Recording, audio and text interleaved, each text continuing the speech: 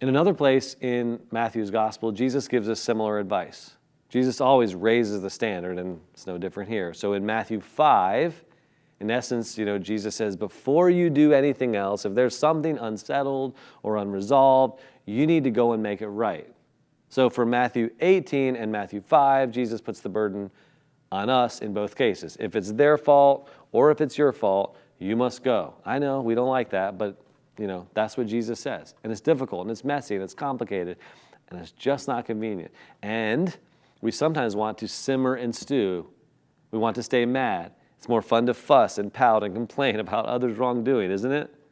Our thoughts go something like, if I go, it may get ugly. It may ruin the whole relationship, so I'm not going to go. Or it's just better to keep the peace, or it's not fair that I should have to be the one to take the first step. Or we rationalize or minimize it. We might say something like, or think something like, it's not that big of a deal, right? Time will heal all wounds. You've heard that. That's not a Bible verse, by the way, nor is it true.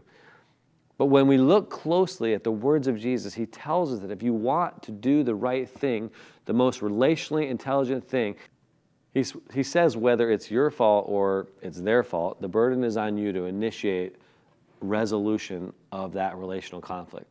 And although we all have our personalities and our family history and our various other factors that determine our different approaches to conflict, the burden is still on us to take initiative to reconcile our conflict.